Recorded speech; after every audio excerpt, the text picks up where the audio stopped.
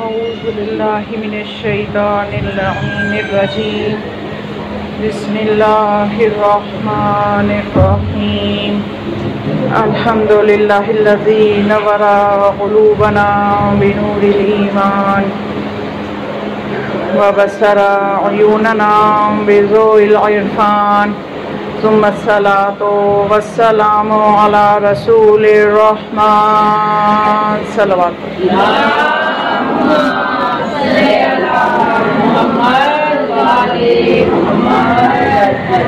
ثم الصلاة والسلام على قاضي دينه ومنفذ أحكامه ومروج الإيمان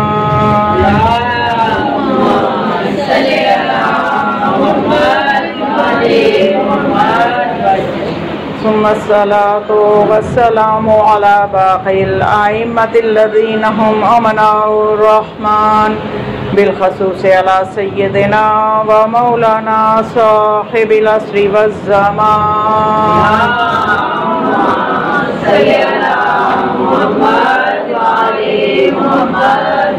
ولعنة الدائمة على أعدائهم أجمعين من يومنا هذا إلى يوم الدين بسم الله الرحمن الرحيم بنا عبد الله ولولانا ما عبد الله صلوات پڑھیں اللهم صل على محمد وعلى محمد.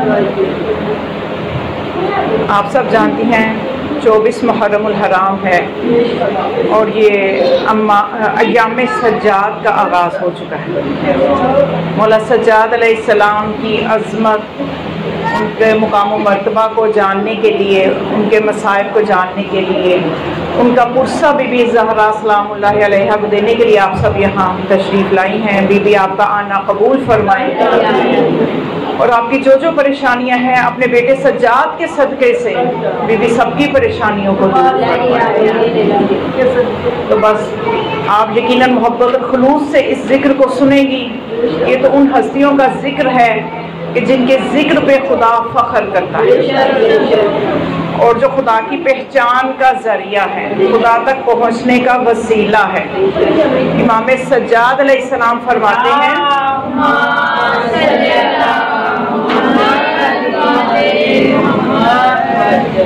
بنا عرف اللہ ولولانا ما عرف اللہ، بنا عبد اللہ ولولانا ما عبد اللہ، کہ ہمارے ہی ذریعے سے اللہ کی معرفت حاصل کی، اللہ کی معرفت ہمارے ذریعے سے کی گئی اور ہمارے ہی ذریعے سے اللہ کی عبادت کی گئی. اگر ہم نہ ہوتے تو نہ اللہ کو پہچانا جاتا اور نہ ہی اللہ کی عبادت ہوتی. توجہ فرمائی آپ نے، یعنی اللہ نے کچھ وسیلے، دروازے ایسے بنائے ہیں کہ جن سے اللہ تک جایا جاتا ہے، جن کے بغیر اللہ کو پہچاننا ممکن نہیں، اللہ کی عبادت کرنا ممکن نہیں، حتیٰ کہ اللہ سے دعا تک مانگنے کا ڈھنگ ہمیں نہ آتا اگر امام علیہ السلام ہمیں نہ سکھاتے. کیونکہ اتنی بڑی ہستی سے مانگنا کس طرح سے ہے؟ یہ اللہ کوئی معمولی ذات ہے؟ کتنی بڑی ہستی ہے، کتنا مقام و عظمت ہے کہ ہماری عقلیں ختم ہو جاتی ہے، اللہ کی عظمت سمجھ میں نہیں آتی. تو مولا نے ہمیں، جو خدا اپنے بندوں سے بات کرتا ہے تو اس کو وحی کہتے ہیں، بندہ اپنے خدا سے گفتگو کرتا ہے اس کو دعا کہتے ہیں. وہ گفتگو کرنی کیسے وہ امام نے بتایا. تو کیوں نہ ان کا مقام بلند ہو، کیوں نہ ان کے تصرفات زیادہ ہو.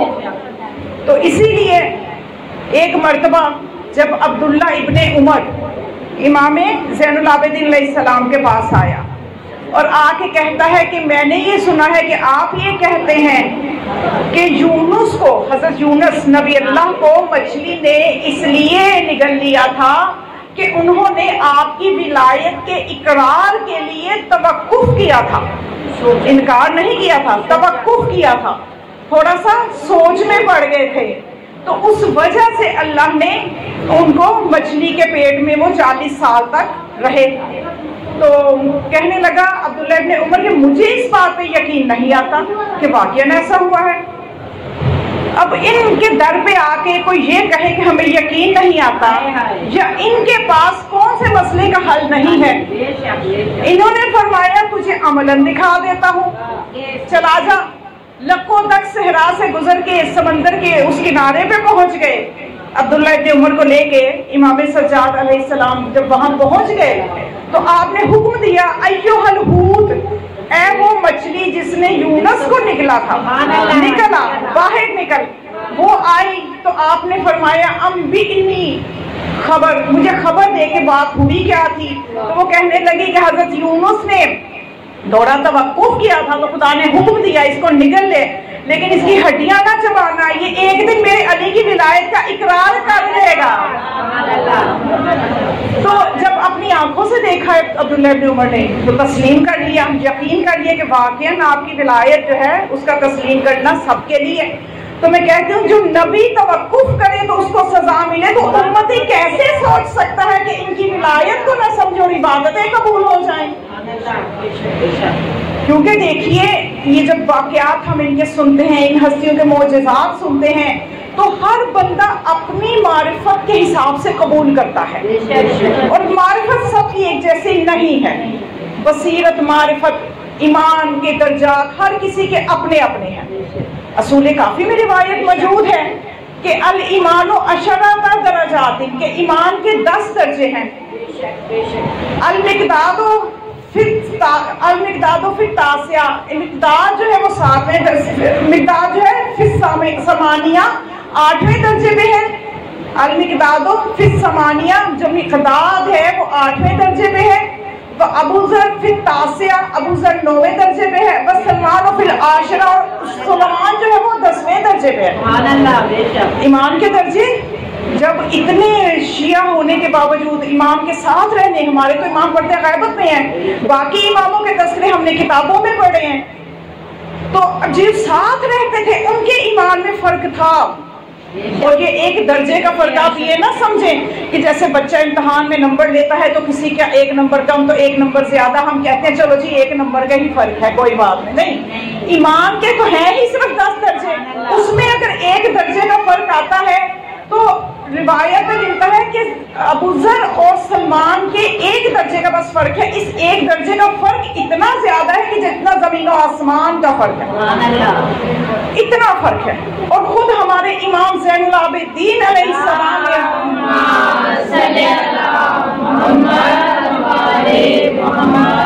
لو علم ابو ذر ما فی لو علم ابو ذر فی قلب سلمان لقتلہ، کہ اگر ابو ذر یہ جان لیں کہ سلمان کے دل میں کیا ہے تو اس کو ضرور قتل کر دیں۔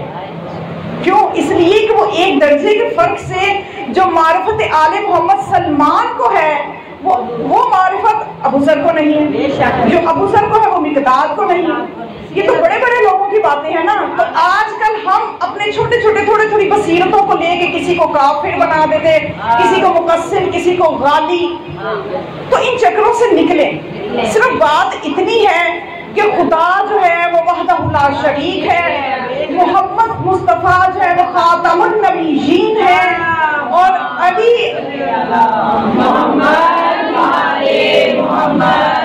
علیہ السلام اور ان کے فرزند جو 12 امام جو یہ کل ہیں، یہ خدا کے اوصیاء ہیں، جانشین رسول ہیں۔ بس بات اتنی ہے۔ اتنی بات کو سمجھنے کے بعد اگر کوئی ان ہستیوں کی معرفت اپنے ایمان کے درجے کے حساب سے کر لے تو آپ کسی کو کافر نہ کہیں، آپ کسی کو مقصر نہ کہیں، کسی کو غالی نہ کہیں، اپنے اندر تفرقہ نہ ڈالیں۔ بات صرف اتنی سی سمجھنے کی ہے۔ تو یہ عقائد جو ہے نا، اس پہ میں نے اب کام بھی شروع کیا ہے۔ ہماری قوم اس وقت عقائد میں الجھی ہوئی ہے۔ عبادتوں کی بنیاد عقائد ہیں۔ عقائد جس طرح کے اچھے اور دلیل کے ساتھ ہوں گی، عبادتیں اتنی مضبوط اور خوبصورت ہوں گی۔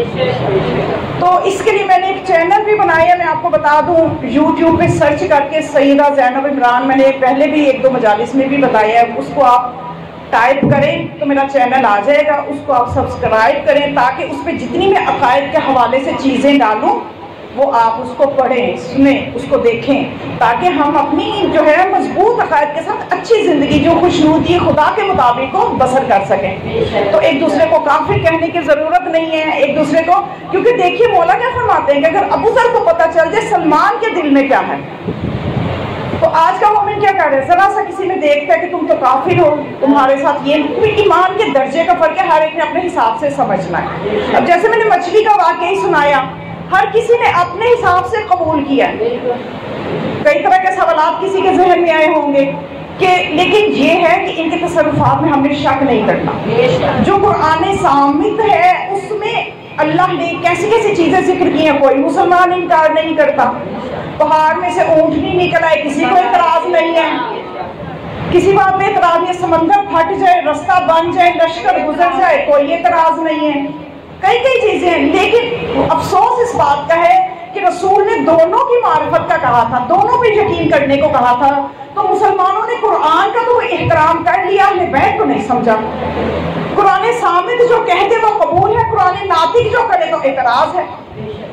تب آئے گا جی عقل نہیں مانتی، عقل نہیں مانتی۔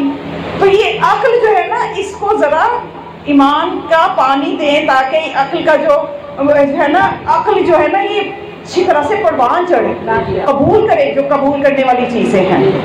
تو امام نے اس کا مسئلہ حل کر دیا عبداللہ ابن عمر کا، کیونکہ دیکھیں یہ تو وہ در ہے نا کہ یہ وہ ہستیاں ہیں کہ ان کے در سے کسی کو بھی نہیں سننا پڑتا۔ آج خاص طور پہ جس امام کا تذکرہ کر رہی ہوں، ان کی سخاوت کا عالم دیکھیں تو دنیا گواہی دے گی کہ کسی کو انکار نہیں، حتیٰ کہ دشمن بھی آ گیا ہے۔ حسین بن نمیر کا واقعہ آپ کے سامنے ہے، جب واقعہ ہررا ہوا تو اس تک نے وہ سمجھا کہ مولا نے مجھے پہچانا نہیں ہے، کیونکہ اسے معرفت نہیں تھی نا مولا کی، بعد میں وہی کر رہی ہے کہ اپنی اپنی معرفت ہے، تو وہ یہ سمجھا پہچانا نہیں ہے۔ تو مولا نے فرمایا، جب اس نے پوچھا تو مولا نے فرمایا نا تجھے اچھی طرح پہچان لیا، تو کون ہے؟ وہ تیرا ظرف تھا، یہ ہمارا ظرف ہے، یہ ہمارا کردار ہے۔ تو ان کے در سے تو دشمن کو بھی نہ نہیں ہے، تو وہ اپنوں کو نہ کیسے کر سکتے؟ ان کی سید سجاد کی زندگی میں لا یعنی نہیں کا لفظ ہے ہی نہیں، چاہے سخاوت کے میدان میں دیکھیں، چاہے ریاضت کے میدان میں دیکھیں، عبادت کے میدان میں دیکھیں، دنیاوی مشکلات کوئی لے کے آیا تو اس کے حوالے سے دیکھیں، روحانی مسئلے کو لے کے آیا تو اس کے اعتبار سے دیکھیں، یہاں تک کہ ان کی زندگی کو دیکھ کے فرزدق شاعر جو ہے اس نے یہاں تک کہہ دیا کہ یہ سید سجاد وہ ہستی ہے کہ ان کی زندگی میں لا ہے ہی نہیں۔ لام الف لا، اس کا مطلب کیا ہوتا ہے؟ نہیں، اردو میں نا کے معنی میں، عربی میں اس کو لا کہتے ہیں۔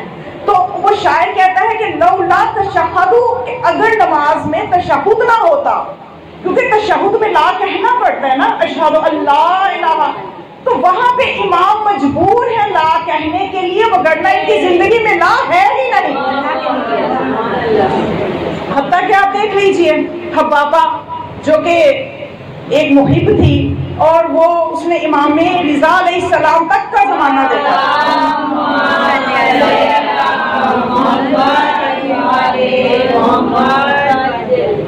جب وہ آئی ہر امام سے اس نے ایک پتھر رکھا ہوا تھا، ہر امام سے ان کی امامت کی مہر لگواتی تھی، جو امام کا نقش ہوتا تھا انگوٹھی کا، تو وہ امام ہوتا ہی وہ تھا کہ جس کی انگوٹھی کا نقش اس پتھر پہ آ جائے۔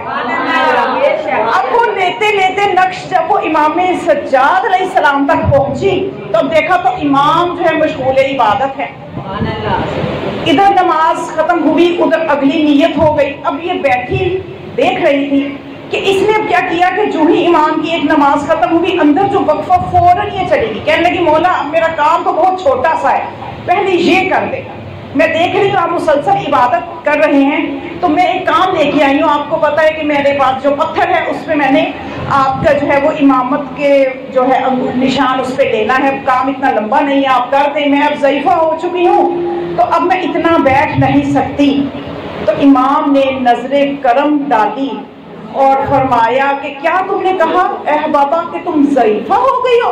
اتنا کہنا تھا تو اس نے دیکھا وہ جوان تھی، جوان ہو چکی تھی۔ اب جو اس نے یہ امام علیہ السلام کا یہ معجزہ دیکھا تو فوراً کہنے لگی کہ مولا اتنا کرم کر دیا، تو یہ جو مجھے ایک بیماری ہے، ایک بیماری تھی وہ حبابہ کے جسم پہ نا سفید دھبے تھے برس نما، تو کہنے لگی کہ اس کا بھی کچھ کر دیں۔ تو مولا نے فرمایا بیماری؟ اچھا کیا تمہیں کوئی بیماری بھی ہے؟ اتنا ہی کہنا تھا۔ امامت کے تصرف کے ساتھ امام کے منہ سے یہ الفاظ نکلنے ہی تھے کہ اس نے دیکھا کہ بیماری ختم، کوئی نشان باقی نہیں ہے، تو ان کے در پہ نہ ہے ہی نہیں۔ تو عرض کرنے کا مقصد یہ کہ امام کی عظمت کو سمجھیے، مقام و مرتبہ کو سمجھیے، کہ جب شیطان نے یہ اللہ سے کہا تھا کہ تجھے اے خدا بڑا فخر ہے اپنے اس عبد پہ، علی زین العابدین پہ، تجھے اپنے اس عبد پہ بہت فخر ہے، میں آزمانا چاہتا ہوں۔ تو آزمانے کے لیے جب وہ کیا کیا اس نے، شیطان نے اژدہا بن گیا۔ ایسے ہی ہے نا، بالکل ہر کتاب میں روایت کوئی مسلمان انکار نہیں کر سکتا، مستند روایت ہے، یعنی صرف اہل تشیع کی کتابوں میں نہیں بلکہ دوسرے مسلک جو ہیں ان کی کتابوں میں بھی یہ روایت موجود ہے کہ وہ اژدہا بن گیا۔ اب امام مشغول عبادت ہے، نماز پڑھ رہے ہیں، تو اس نے پاؤں کو پہلے لپٹا۔ تصور کیجئے ہم نماز پڑھ رہے ہوں، اسی مولا کے چاہنے والے ہیں، میرا تو خیال ہے کہ چوہا بھی پاس سے گزرے گا تو شاید ہم نماز کو توڑ دیں گے۔ یہ ابھی ہم کہاں پہ کھڑے ہیں، یعنی ہماری مشغولیت دیکھیے۔ مسئلہ یہ ہے کہ بات یہ افسوس کے لیے کہ ہم چوہے سے ڈرے ہیں، اس سے تو ڈر لگتا ہے، ہم کتنے کے محو ہیں اس ذات میں، کتنے خیالات ہیں جو نماز میں آتے ہیں، جو نماز کے پہلے پتہ ہی نہیں ہوتے، بعد میں بھی پتہ نہیں ہوتے، لیکن دوران ہے نماز۔ تو مولا ہمیں کس قسم کی محویت، گرچہ ہم اس درجے کا تو نہیں لیکن کچھ تو کوشش کیا کریں نا محویت کی، کہ کس ذات کے ساتھ ہم کلام ہو رہے ہیں، کس کے دربار میں ہم کھڑے ہیں۔ تو وہ لپٹا پاؤں کو اژدہا، امام کو کوئی فرق نہیں پڑا، حتیٰ کہ اس نے انگوٹھے کو چوسنا شروع کر دیا، زخمی کر دیا انگوٹھے کو۔ امام مشغول عبادت ہے، یہاں تک کہ وہ عاجز آ گیا اور یہ پکارتا ہوا گیا کہ انتا زین العابدین، وہ جو آیا تھا امتحان لینے کے لیے، تو وہ یہ کہہ کے گیا کہ اے خدا مجھے واقعاً تیرا یہ بندہ جو ہے عبادتوں کی زینت ہے۔ اور دیکھیے اس نے کیا جملہ کہا، شیطان نے ایک اور جملہ کہا، شیطان نے کہا کہ میں نے اس بندہ خدا کی عبادت کا جو عالم دیکھا ہے، اس کی جو معصومیت دیکھی ہے، اس کا جو خدا کے ساتھ قرب دیکھا ہے، تو میں خدا کی قسم کھا کے کہتا ہوں یہ خدا کے اتنا قریب ہے کہ اگر یہ مجھے شیطان کے لیے بھی دعا کرے تو اللہ مجھے بخش دے۔ یہ شیطان نے کہا۔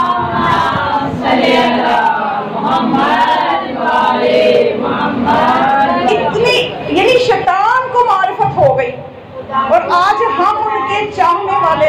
امام ہے میرا، خدا کو ناز ہے جس پر وہ امام ہے میرا، نجف کو جائے کوئی تو کہے سلام ہے میرا، فرشتے در جنت پہ رکیں گے تو علی آواز دیں گے بیچ دو غلام ہے میرا، نعرہ حیدری حیدری حیدری، شان پہ بلند تر سلوار۔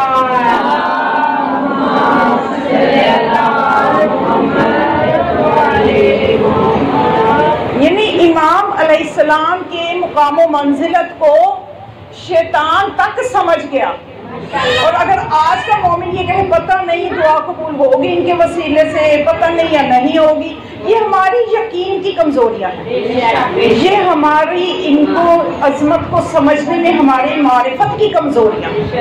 ان کا در تو شیطان، ان کا در دشمنوں کے لیے بھی بند نہیں ہوتا، تو کیا وہ اپنے چاہنے والوں کے لیے دعا نہ کریں گے؟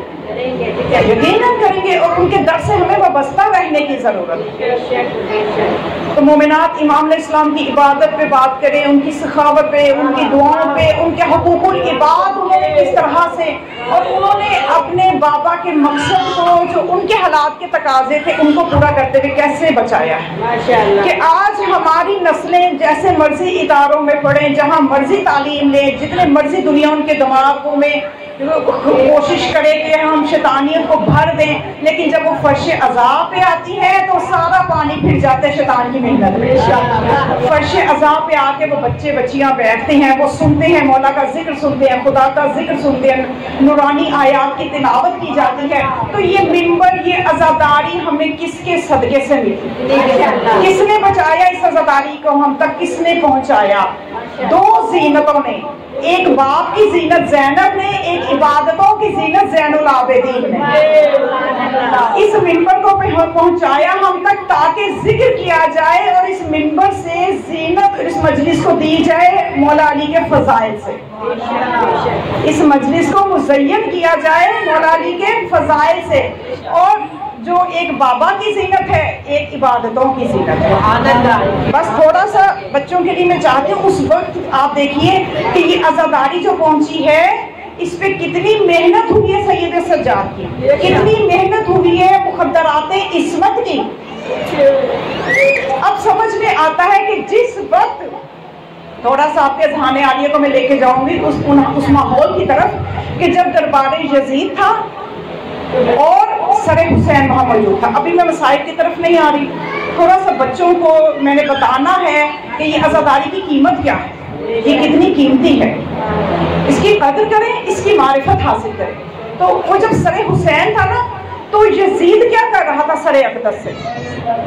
ہر روایت نے لکھا کہ تاریخ میں ضبط ہے کہ یزید ایک چھڑی تھی اس کے ہاتھ میں اور گستاخی کر رہا تھا اور ایک آیت کی تلاوت کر رہا تھا، اور 700 کرسی نشین تھے جو دور دراز کے علاقوں سے ملکوں کے سفیر تھے اور نمائندے تھے۔ انہیں بٹھانے کا ایک مقصد تھا تاکہ جب اپنے اپنے ملکوں میں جائیں گے، دور دراز کے علاقوں میں جائیں گے تو میرا یہ پیغام پھیل جائے گا اور میری جو ہے عزت بچ جائے گی۔ یزید نے یہ سوچا اور کیا پلان کیا اس نے، دور دراز کے لوگوں سے لا کے قاصدوں کو، سفیروں کو، بڑے بڑے عہدیداروں کو بٹھا دیا اور سر حسین سے گستاخی کر رہا ہے اور ایک آیت کا سہارا لے کے اپنے آپ کو بچا رہا ہے۔ کیا پڑھ رہا ہے؟ قل اللہم مالک الملک تؤتی الملک من تشاء وتنزع الملک ممن تشاء وتعز من تشاء وتذل من تشاء، کہ اللہ ہی ملک دیتا ہے، اللہ ہی کی بادشاہت ہے، اللہ جس کو چاہے بادشاہت دے، جس کو چاہے ذلیل کرے۔ یعنی مجھے یزید کو آج اگر تخت مل گیا ہے، میرا تخت محفوظ ہے تو اللہ نے بچایا ہے۔ اگر نعوذ باللہ حسین کے گھر والے قیدی ہیں اور حسین اور اس کے جوان ہیں وہ قتل ہو گئے ہیں تو یہ اللہ کی مرضی ہے، میرا اس میں کوئی قصور نہیں ہے۔ یعنی یہ آیت کا سہارا لے رہا ہے تو ثابت ہو گیا نا کہ کیوں قرآن کے ساتھ اہل بیت کو رکھا گیا تھا، کہ جب قرآن کو بغیر نور ولایت کے سمجھا جائے گا تو قرآن سے یزید جیسا بھی اپنی حقانیت کو ثابت کرے گا۔ یزید جیسا بھی جب نور ولایت سے جس کا قلب خالی ہوگا وہ اسی قرآن سے یزید جیسا بھی اپنی حقانیت کو ثابت کرے گا کہ دیکھو اللہ کی بادشاہی ہے۔ قل اللہم مالک الملک تؤتی الملک من تشاء، جسے چاہے بادشاہت دے، جسے چاہے عزت دے، جسے چاہے ذلیل کرے۔ تو میں نے تو کچھ بھی نہیں کیا، یہ تو اللہ نے جو کرنا تھا کر دیا، اور یہی پیغام وہ کرسی نشین اپنے اپنے ملکوں میں لے جاتے، یزید کا کیا بگڑنا۔ اور دیکھیے آپ کہ ایک تھوڑا سا اور غور کیجئے کہ جو واقعہ غدیر ہے وہ کتنے لوگوں کے مجمع میں ہوا تھا؟ 1,24,000 اندر صحابی موجود ہیں، اندر کتنے حافظ موجود ہیں، کیسے عظیم لوگ موجود ہیں۔ اور ابھی 30 سال کا عرصہ گزرا تو کوفہ کی مسجد میں منبر سے علی نے خود پوچھا، اے فلاں بتا تو نے کیا میری بیعت نہیں کی تھی؟ اس نے کہا نہیں یا علی مجھے تو بھول گیا۔ 30 سال کے بعد غدیر بھول گیا۔ سوچئے کربلا کا کیا حال ہوتا اگر زینب و سجاد نہ ہو، کربلا کا حال غدیر سے بھی برا ہوتا۔ آج کے دور میں ہمیں لوگ یہ کہہ رہے ہوتے یہ کیسے ہو سکتا ہے کوئی نواز رسول کے سر کو قلم کرے، یہ کیسے ہو سکتا ہے کوئی نبی زادیوں کی چادریں چھینے، نہیں ایسا نہیں ہو سکتا۔ آج ہم یہ باتیں کر رہے ہوتے اگر وہ باتیں کوفہ اور شام کے بازاروں میں خطبے دے کے ان ہستیوں نے نہ بتایا ہوتا کہ ہوا کیا ہے اور وہ ہم ہیں کون جن کے ساتھ ایسے کیا گیا ہے، تو آج ہمیں کربلا کا پتہ ہی نہ ہوتا۔ تو اب وہ گستاخی کر رہا ہے اور اعلان کر رہا ہے، تو اس منزل پہ آ کے ایک مومن پوچھے گا کہ مولا حسین آپ نے تو کربلا میں اتنی بڑی قربانیاں دے دی، اب یہ یزید آپ کی قربانیوں کو کربلا کی ریت میں دفن کرنا چاہتا دیا ہے تو عجب نہیں مولا کا جواب آئے، اسی لیے تو اہل خانہ کو ساتھ لے کے آیا تھا، اسی لیے تو ساتھ لے کے آیا تھا۔ تو اس وقت میں اس عالم میں یزید کے دربار کا ماحول دیکھیے کہ وہاں پہ تاریخ اٹھا کے دیکھیے، سفیر روم، کتنی بڑی حکومت روم کی، اس کا سفیر وہ اٹھ کے صرف اتنی بات کہتا ہے یا یزید من انت، یا یزید، اے یزید یہ کون ہے، یہ کون ہے؟ تو یزید نے کہا، پہلے تو کہا نا کہ ایک خارجی ہے، جب اس نے دوبارہ پوچھا تو کہا کہ ہاں یہ حسین ہے، علی کا بیٹا حسین۔ جب اس نے سنا نا علی کا بیٹا حسین، کیا تمہارے رسول یہ بیٹی کا بیٹا؟ کہنے لگا ہاں وہی۔ تو وہ سفیر روم حیران ہو گیا کہ تم کتنی خبیث قوم ہو کہ تم نے اپنے نبی کی بیٹی کے بیٹے کو اس بری طرح شہید کر دیا اور گستاخی کرتے، اتنا کہنا تھا یزید نے اس کا سر قلم کروا دیا تھا۔ اس ماحول میں کوئی اٹھتا ہے، کوئی بات کرتا ہے، اور جب وہ غلط پیغام پوری دنیا کو پہنچا رہا ہے اس وقت کون اٹھے؟ فقامت زینب، اس وقت زینب اٹھی، اس وقت زینب اٹھی جب اس نے آیت کی غلط تعبیر کی کہ جسے چاہے ملک دے، جسے چاہے عزت دے، جسے چاہے زندہ دے، تو بی بی نے فرمایا نسیتا یا یزید، اے یزید کیا تو خدا کی اس قوم کو بھول گیا ہے؟ نسیتا یا یزید، قولو عز و جل، خدا کے اس قول کو بھول گیا ہے جس میں خدا یہ فرماتا ہے وَلَا يَحْسَبَنَّ الَّذِينَ أَنَّمَا نُمْلِي لَهُمْ خَيْرٌ لِأَنفُسِهِمْ إِنَّمَا نُمْلِي لِيَزْدَادُوا إِثْمًا وَلَهُمْ عَذَابٌ أَلِيمٌ۔ اے یزید تو کیا خدا کے اس قول کو بھول گیا ہے کہ جس میں خدا یہ فرماتا ہے کہ وہ لوگ جنہوں نے کفر کیا وہ یہ گمان نہ کریں کہ ہم نے ان کو جو مہلت دی ہے وہ ان کے لیے بہتر ہے، بلکہ یہ مہلت اس لیے دی ہے کہ وہ مزید گناہ کر لیں اور ان کے لیے عذاب علیم ہے۔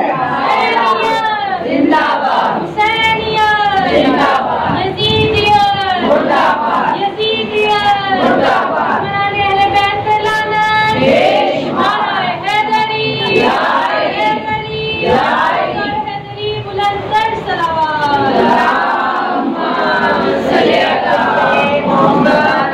بری بات ہے شیخ سے دوستانہ، بری بات ہے شیخ سے ملنا ملانا، بری بات ہے جو میری پاک بی بی کی مجلس میں نہ آئے، ان کے گھر آنا جانا بری بات ہے۔ نعرہ حیدری، حیدری، حیدری، نعرہ سلوات،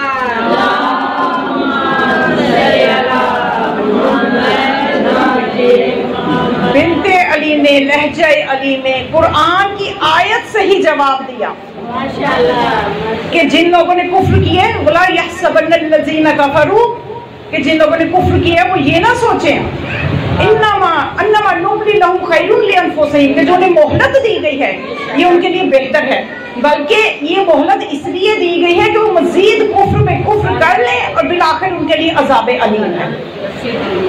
تو یہاں پہ کہنے والا کہہ سکتا ہے کہ بی بی یہ تو خلیفۃ المسلمین ہے، آپ نے جو آیت پڑھی ہے اس میں تو خدا کہہ رہا ہے کہ جن لوگوں نے کفر کیا ہے وہ یہ گمان نہ کریں، تو یزید تو مسلمانوں کا خلیفہ بنا بیٹھا ہے۔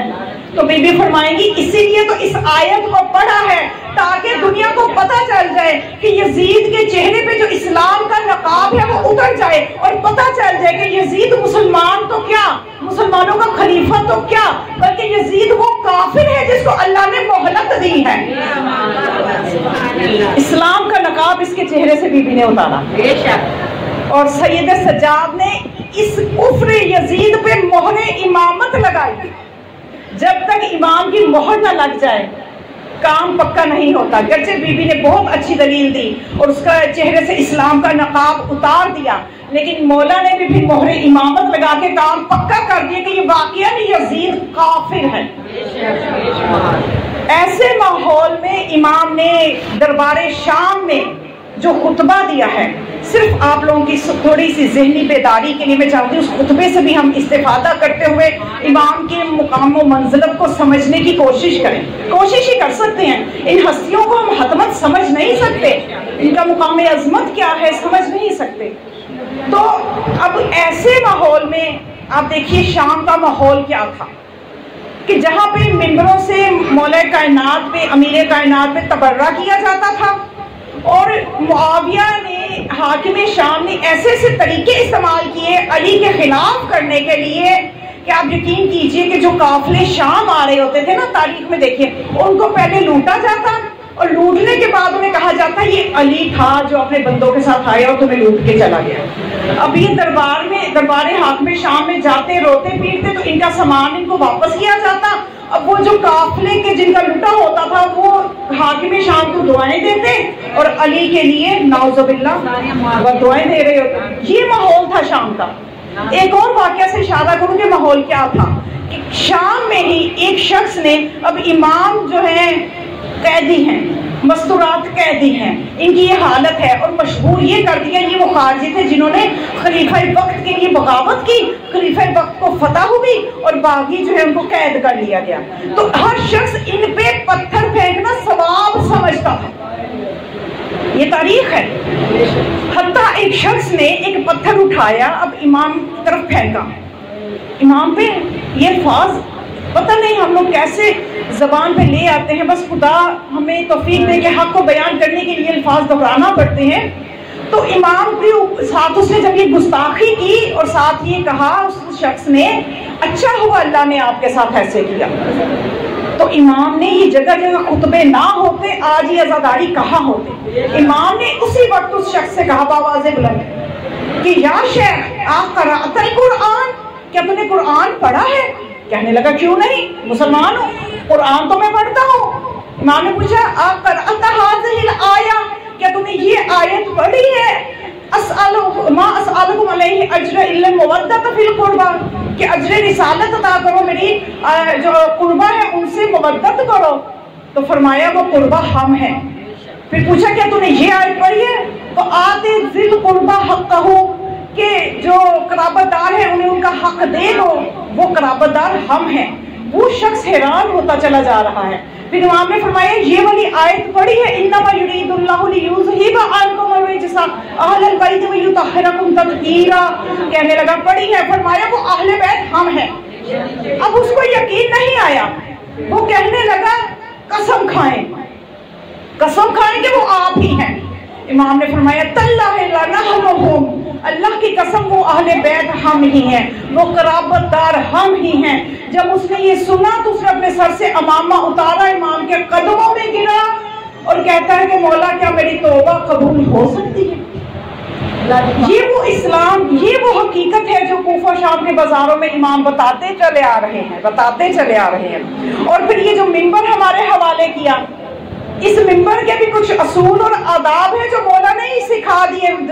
دمشق کی مسجد میں، جامعہ مسجد میں جب یزید نے سب لوگوں کو اکٹھا کیا کہ میں ذرا اپنی فتح پہ ناز کر دوں، جمعے کا دن تھا، دو روایتیں ہیں کہ امام علیہ السلام کا جو خطبہ ہے جس کے میں کچھ جملے آپ کو ہدیہ کرنے لگی ہوں، بعض روایتیں کہتی ہیں کہ یزید کے دربار کا واقعہ ہے، بعض کہتی ہیں کہ جامعہ مسجد دمشق کا واقعہ ہے۔ تو بہرحال مسجد کا واقعہ ہے، اس روایت کو اگر ہم نے خطبہ مولا کا وہی ہے، بس جگہ کا اختلاف ہے۔ تو اب یہاں پہ نمازی جمع ہوئے ہیں جمعے کی نماز کے لیے۔ تو اس سے پہلے کیا کیا اس نے، یزید نے، کہ اپنا خطیب منبر پہ بھیجا کہ جا ذرا تم میری عزت کی باتیں کر، اور یہ جو قیدی ہیں ان کی بھی تعارف کرا کہ یہ ان کو کیسے اللہ نے رسوا کیا ہے۔ اب یہ خطیب یزید منبر پہ گیا اور اس نے جا کے جو بھی باتیں تھی، جو اس کے منہ میں آیا بولتا چلا گیا۔ امام سن رہے ہیں، امام جو ہے قیدیوں کی طرح جکڑے ہوئے ہیں، توپ و زنجیر پہنے ہوئے ہیں۔ بیویوں کو بھی بلایا گیا دکھانے کے لیے کہ ان کو ہم نے قید کر لیا ہے، وہ بھی رسن بستہ ہیں۔ سوچئے ذرا اس منظر کو۔ اور امام نے جو توق پہن رکھا ہے، آپ نے سنا نا خاردار، یعنی امام اگر اپنی گردن کو دائیں طرف کرے تو چبھے، بائیں طرف کرے تو چبھے۔ اب اس عالم میں جب امام نے خطبہ سنا تو امام کی پالیسی دیکھیے کہ جو ہوتا ہے نا علم لدنی کا مالک، جو خطیب خدا ہوتا ہے، وہ جانتا ہے کہ کس طرح سے کس جگہ پہ کیسے بولنا ہے، خطابت کیا چیز ہے۔ یزید سے منبر لینا، آپ سوچتے نا کہ امام نے خطبہ کیا، سوچئے پہلے کہ منبر کیسے لیا ہوگا۔ یزید پاگل تو نہیں تھا کہ امام کو منبر دے دے، جبکہ وہ جانتا ہے کہ علم ان کی گھٹی میں ہے۔ اگر ان کو میں نے ممبر کچھ دیر کے لیے بھی دے دیا تو یہ میرے جد کی ابو سفیان کی آل ابو سفیان کی رسوائی کر کے رکھ دیں گے. یزید دینے کو تیار نہیں تھا. جب وہ خطیب نے خطابت کی تو امام نے ایک جملہ کہا, ایسا جملہ کہ جس کی وجہ سے ممبر ملا. وہ جملے غور کرنے کے قابل ہے کہ امام کی ذہانت و فطانت دیکھیے, قابلیت دیکھیے کہ آل محمد کتنی بھی مصیبتیں ہوں عقل کا دامن نہیں چھوٹتا. ہم لوگ ہیں نا, ذرا سی مصیبت آئی تو میرے وہ دماغ ہی کام نہیں کر رہا, مجھے تو یہی سمجھ نہیں آ رہی کہ یہ کہنا تھا یا وہ کہنا تھا, یہ کرنا تھا. یہ آل محمد کو سمجھیے کہ کتنی مصیبتیں آ جائیں, عقل کا دامن نہیں چھوٹتا. یہ عقیلے آل محمد ہے. ایک عقیلہ بنی ہاشم جناب زینب ہے اور عقیلے آل محمد جناب سجاد. اس ماحول میں بھی امام نے ایک جملہ کہا جس کی وجہ سے ممبر دینے پر یزید مجبور ہو گیا. امام نے اس خطیب سے کہا, ایھا الخطیب, اے خطیب, اشتریت, کہ تو نے جو کام کیا ہے, جو گفتگو کی ہے, اشتریت رضا المخلوق, تو نے مخلوق کی رضا کو خرید لیا ہے, بسخط الخالق, لیکن تو نے خالق کو ناراض کر دیا ہے. تبوأ مقعدک فی النار, خدا تیرا ٹھکانہ جہنم میں بنائے. دشمن کے دربار میں کھڑے ہو کے, دشمن کے احاطے میں کھڑے ہو کے امام کہہ رہے ہیں اس کے خطیب کو کہ اللہ تیرا ٹھکانہ جہنم میں بنائے. تو نے جو باتیں کی ہیں, تو نے مخلوق کو تو راضی کر دیا لیکن اللہ کو ناراض کر دیا. اور پھر آپ نے یزید کو کہا, یا یزید استأذن لی, مجھے اجازت دے تاکہ میں بھی خطاب کروں اس لکڑیوں پہ آ کے. آپ نے ممبر کا لفظ استعمال نہیں کیا کہ جو ممبر جو ہے خدا کی ناراضگی کے لیے استعمال ہوتا ہو وہ ممبر نہیں ہوتا, لکڑیاں ہی جمع کی ہوتی ہیں. اور جو خدا کی رضا کے لیے ممبر چاہے پالانوں کا ممبر ہو, اگر حق گوئی کے لیے استعمال ہو تو وہ ممبر ہے. اگر حق گوئی کے لیے استعمال نہیں ہونا تو چاہے کتنا بڑا خوبصورت ممبر بنا لو, وہ لکڑیاں ہیں مولا کی زبان میں. یہ آج تک کے ممبر کے لیے پیغام ہے کہ ممبر کو حق گوئی کے لیے استعمال کرے. تو امام نے فرمایا کہ مجھے آنے دے ذرا ممبر پہ اے یزید, تاکہ میں کچھ ایسے کلمات کہوں, بکلمات للہ رضاء ولہذہ الجلساء اجر و ثواب, تاکہ میں کچھ ایسی باتیں کروں کہ جن سے اللہ راضی ہو اور یہ سننے والوں کو کوئی اجر و ثواب بھی ملے. یہ وہ جملہ تھا جس کی وجہ سے ممبر دینے کے لیے یزید مجبور ہوا. کیونکہ جب وہ مجمع نے یہ سنا نا کہ ابھی تک ہم کیا سن رہے تھے, کیا اس میں ہمارے لیے کوئی اجر و ثواب نہیں تھا ایک دم, کیونکہ جو پہلا خطیب کہہ کے گیا تھا نا وہ اس کی نظر میں تو اجر و ثواب تھا, اس نے تو ایسے ہی پیش کیا کہ میں جو باتیں کر رہا ہوں, خلیفہ یزید جو ہے اس کے خلاف کچھ لوگ تھے ان کو پکڑ لیا گیا. تو اب جب مولا نے ایک جملہ کہا نا کہ تو جو کہہ کے گیا ہے وہ اللہ کی ناراضگی کا باعث ہے, مجھے آنے دے میں کچھ ایسی باتیں کہوں جن میں اللہ کی رضا ہو اور سننے والوں کے لیے اجر و ثواب ہو. اب مجمع میں یہ کیوریوسٹی یہ پیدا ہو گئی, یہ ان میں لگن پیدا ہو گئی کہ ہمیں پتہ چلے آخر یہ کیا کہیں گے کہ جس سے ہمیں اجر و ثواب ملے گا اور جس سے اللہ بھی خوش ہوگا. ان کو کہنے دیں, ان کی سننی چاہیے.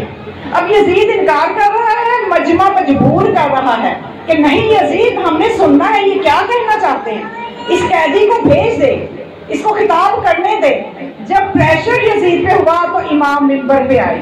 بس چند جملے میں ہدیہ کروں گا. امام نے ممبر پہ آ کے ایسے ماحول میں کہ وہ آگے سننے والے وہ ہیں جو علی کا نام بھی نہیں سننا چاہتے, کیونکہ ان کے نزدیک علی کی کیا تصویر ہے. کافروں کو لوٹ رہے ہیں تو علی کا نام, جو برائیاں وہاں پہ اور جو فضیلت کی مولا کی حدیثیں انہوں نے بنی امیہ نے اپنے نام لگوا لی تھی, ممبروں سے تبرہ ہو رہا تھا. اب اگر آپ راہ راست آ کے اپنے جد علی کا تعارف کرواتے تو آپ کی اگلی بات لوگوں نے سننی ہی نہیں تھی. آپ نے کس طریقے سے اس کو خطابت کہتے ہیں کہ امام نے کس طریقے سے پہلے اپنا تعارف کیا کروایا, پہلے کس طرح سے آئے اور آپ نے بتایا لوگوں کو کہ اے لوگوں جو مجھے پہچانتا ہے وہ پہچانتا ہے, جو نہیں پہچانتا وہ پہچان لے, بے حسبی و نسبی, میرا حسب بھی پہچان لے, میرا نسب بھی پہچان لے. میں دونوں کا تعارف کروا دیتا ہوں, اپنا حسب بھی بتا دیتا ہوں, نسب بھی بتا دیتا ہوں. پھر امام نے فرمایا ایھا الناس اوتینا بسبع, اوتینا بستۃ وفضلنا بسبع, ہمیں 6 چیزیں عطا کی گئی ہیں اور ہمیں 7 فضیلتیں دی گئی ہیں. ابھی اپنا تعارف نہیں کروایا, ابھی اپنا مقام و مرتبہ بتا رہے ہیں کہ جب لوگ سنیں گے، اتنا مرتبہ سنیں گے تو پھر تجسس ہوگا یہ کس کا اتنا مرتبہ ہے، بعد میں تعارف کروائیں گے۔ تو پھر مولانا نے فرمایا اوتینا بیسک کا دن جو 6 ہمیں دی گئی ہے، العلم والحلم والفصاحت والسماحت والشجاعت والمحبت فی قلوب المؤمنین، کہ جو 6 چیزیں ہمیں دی گئی ہیں وہ علم، حلم، شجاعت، جوان مردی، فصاحت اور مومنین کے دلوں میں ہماری محبت، اور جو فضیلتیں ہمیں دی گئی ہیں وَفُضِّلْنَا بِسَبْعٍ اِنَّا مِنَّا مختار النبی، انبیاء کا سردار ہم میں سے، منا صدیق، صدیق ہم میں سے، والطیار منا، اور اس جعفر طیار ہم میں سے، واسد اللہ واسد رسولہ منا، اللہ اور اللہ کے رسول کا شیر ہم میں سے، سکایا حاضر امہ، اس امت کے جو جوانان جنت کے سردار ہیں وہ ہم میں سے، ومہدیو حاضر امہ، اور اس امت کا جو مہدی آئے گا وہ بھی ہم میں سے۔ تو امام نے جو 6 بتائیں فرمایا کہ یہ ہمارا حسب ہے کہ علم، حلم، فصاحت، شجاعت یہ اگر پہچاننا ہے تو یہ ہمارا حسب ہے، اور نبی ہم میں سے، صدیق ہم میں سے، اوصیاء کا سردار ہم میں سے، صدیق رسول ہم میں سے، یہ میرا نسب ہے۔ اگر میرا حسب دیکھنا ہے تو 6 چیزیں دیکھو، اگر میرا نسب دیکھنا ہے تو یہ 7 چیزوں پہ غور کرو۔ لوگ حیران ہو گئے کہ کون کلام کر رہا ہے، ہمیں کیا کہا گیا تھا، ہمیں کیا بتایا گیا تھا۔ پھر مولا نے اپنے کلام کو جاری رکھا کہ مزید جو نہیں پہچانتا وہ پہچانے۔ انا ابن مکہ و منا، میں مکہ اور منا کا بیٹا ہوں۔ انا زمزم و صفا، میں زمزم و صفا کا بیٹا ہوں۔ کیا کہنا چاہ رہے ہیں؟ جملے آپ نے بڑی دفعہ سنا ہوگا، بس ایک نتیجہ نقطہ ہدیہ کرنا چاہتی ہوں۔ بیٹا کس لیے ہوتا ہے؟ یہ کہا جاتا ہے کہ نسل کی بقا ہے، بیٹا نہ ہو تو سمجھا جاتا ہے کہ نسل باقی نہیں ہے۔ اب امام نے اپنے آپ کو ان کا بیٹا کیوں کہہ رہے ہیں کہ تم حج تو کرتے ہو شوق سے، صفا مروہ کا تقدس تو کرتے ہو، میں صفا مروہ کا بیٹا ہوں، اگر میں نہ ہوں تو صفا مروہ کا وجود نہ باقی ہو، یہ باقی ہی نہ رہیں، یہ ہماری وجہ سے باقی ہیں۔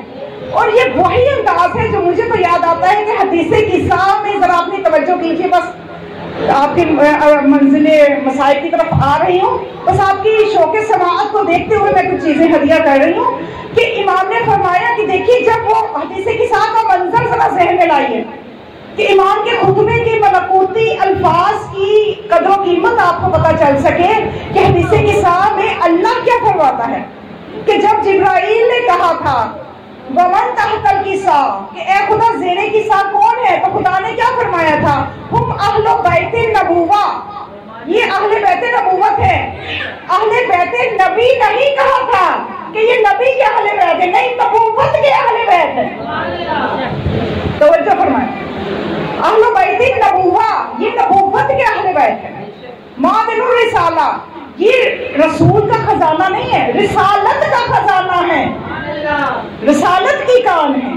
تو وہی انداز خطابت میں آپ دیکھیے کہ انا ابن مکہ و منا، انا ابن زمزم و صفا، میں زمزم و صفا کا بیٹا ہوں۔ پھر اس کے بعد آپ نے پھر اپنے بابا اپنے جد علی کے فضائل شروع کر دی کہ میں اس کا بیٹا ہوں کہ جس نے رسول اللہ کی 2 نیزے اٹھا کے حفاظت کی، بدر و حنین کا جو فاتح ہے، جو رسول اللہ کی حفاظت میں رہا، جس نے 2 ہجرتیں کی، سارے اپنے بابا اپنے جد علی کے فضائل جب بتا، ابھی نام نہیں بتا رہے، فضائل بتا رہے ہیں کہ فضائل سے کوئی انکار نہیں کر سکتا۔ جب فضائل بیان کر چکے تو پھر فرمایا انا ابن علی بن حسین، میں کس کا بیٹا ہوں؟ میں حسین کا بیٹا ہوں۔ اور وہی مجلس آج امام کی سنت، پہلے مولانا نے فضائل بیان کیے، اب مولانا مسائل بیان کر رہے ہیں کہ میں اس کا بیٹا ہوں جس کو پسے گردن سے ذبح کیا۔ اب مسائل شروع کر دی، اور کوفے اور وہ جو دمشق کی مسجد تھی وہاں پہ جو نماز پڑھنے آئے تھے ان کا حال یہ ہو گیا تھا کہ لوگ ٹکرے مار مار کے روتے، چلاتے تھے کہ یہ کیا ہو گیا، ہمیں کیا بتایا جا رہا تھا، اور یہ تو کون سی ہستیاں نکلی، یہ تو فاطمہ کا فرزند ہے، یہ تو رسول کا فرزند ہے، یزید ہمیں کیا بتا رہا تھا۔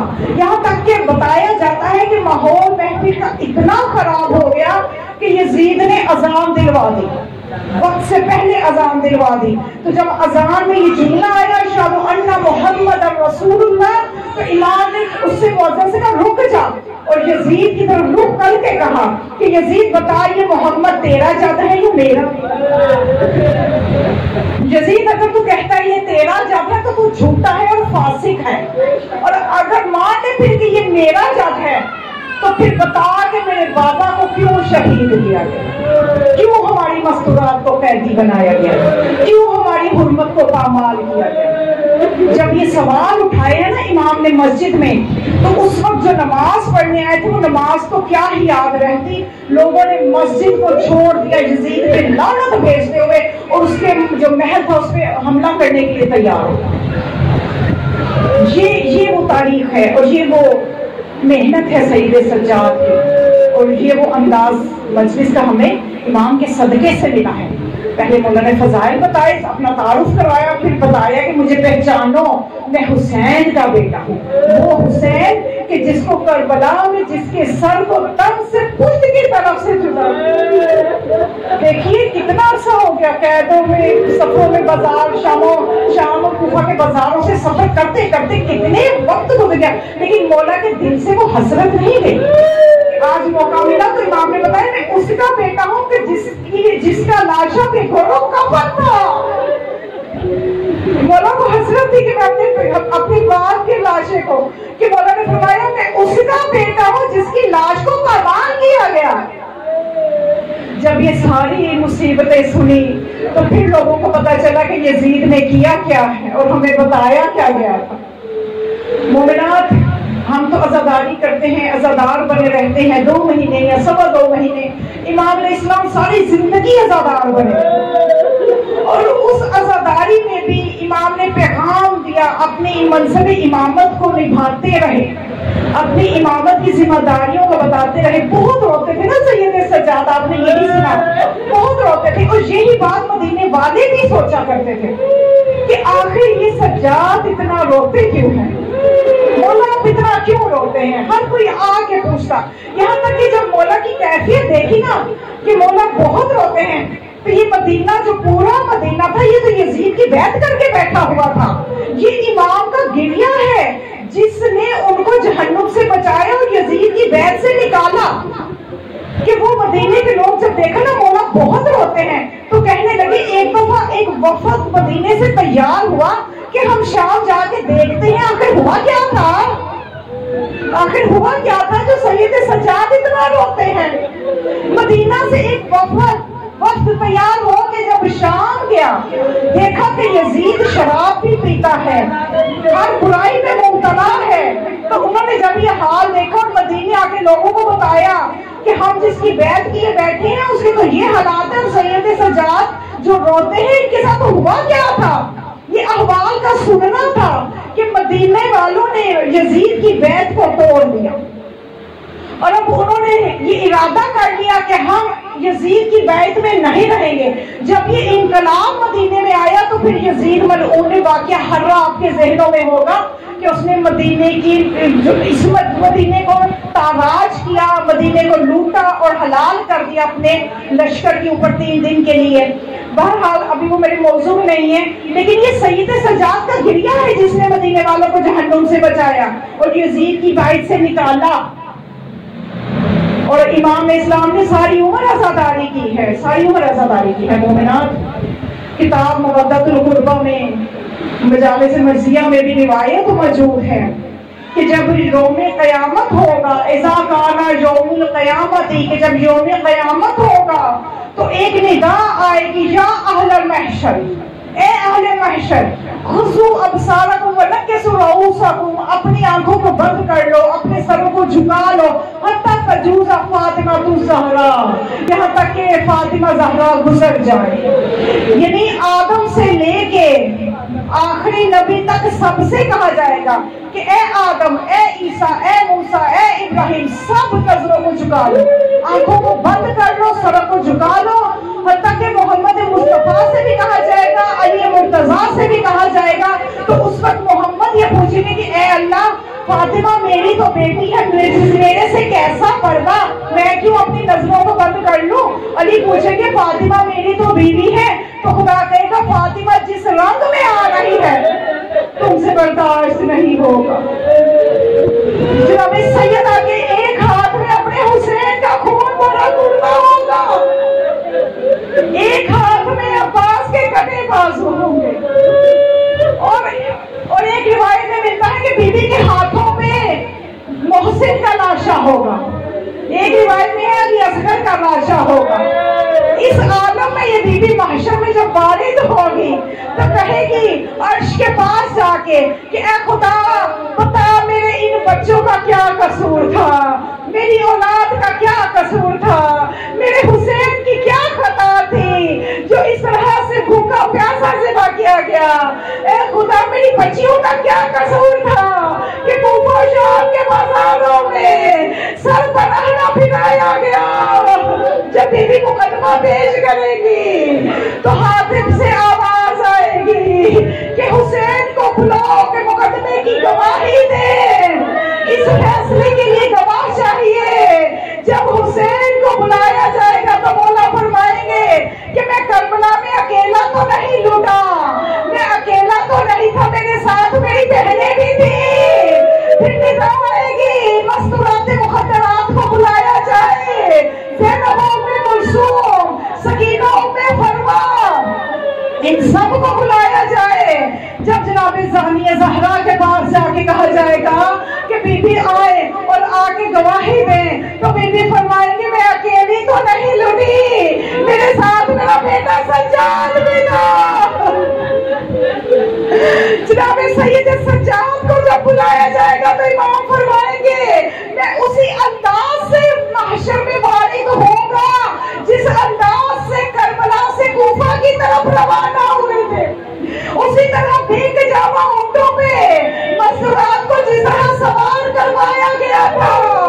اس عالم میں جب کربلا کا یہ واقعہ منظر کشی کی جائے گی اس وقت قیامت پہ قیامت آ جائے گی، جس وقت جناب زہرا کہیں گی اے میرے خدا مجھے میرے بیٹے حسین سے تو ملا دے، تو حکم ہوگا کہ انظری الی قلب محشر، محشر کے میدان کے وسط میں دیکھو۔